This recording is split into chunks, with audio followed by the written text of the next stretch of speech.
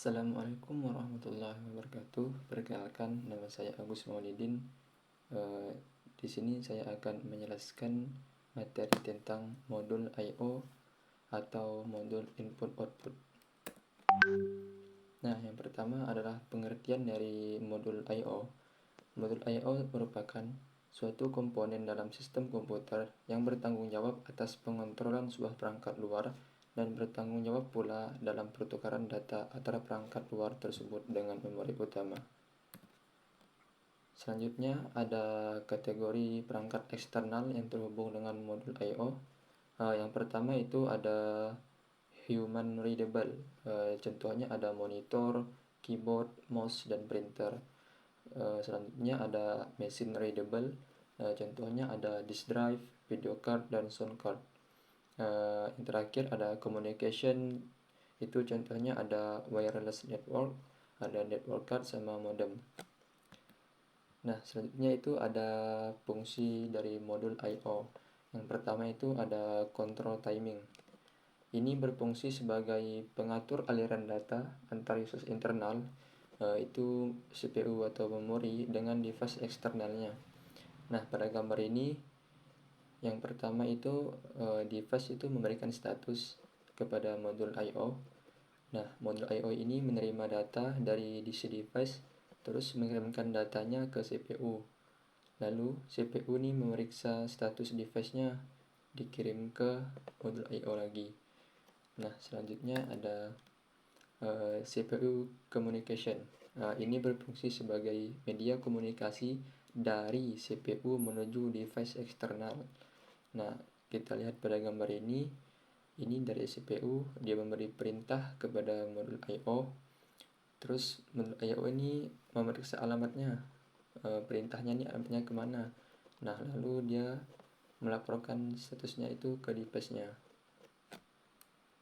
Selanjutnya ada device communication, itu berfungsi sebagai media komunikasi juga, tapi ini dari device eksternal menuju CPU. Nah, di sini ada device itu memasukkan atau meneruskan statusnya ke modul I/O. Terus si modulnya ini meneruskan perintah dari device ke CPU. Nah, CPU ini yang akan menerima datanya atau statusnya. Selanjutnya ada data buffering. Ini berfungsi sebagai penampung data sementara. Nah, pada gambar ini device ini mengumpulkan data di modul I/O-nya. Nanti data yang terkumpul ini dikirim ke CPU. Nah, di sini ada pengiriman data. Lalu CPU meneruskannya, pemberian datanya ke modul I/O. Ini disimpan lagi untuk dikumpulkan datanya. Nanti yang diberi ke device ini sesuai dengan daya device-nya, agar device ini dapat berjalan dengan lancar atau device itu lebih cepat.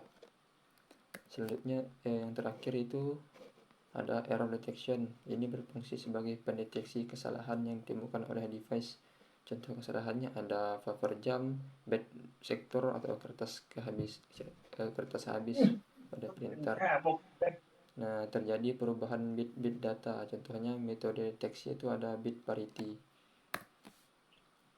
Nah, ini adalah gambar atau struktur modul dari I/O. Yang pertama itu ada input device. Nanti input device ini akan menginput data melalui I/O port. Nah, nanti data ini akan dikirim ke CPU. Nah, di CPU ini ada nantinya data dikontrol oleh CPU ini, dikontrol melalui control bus.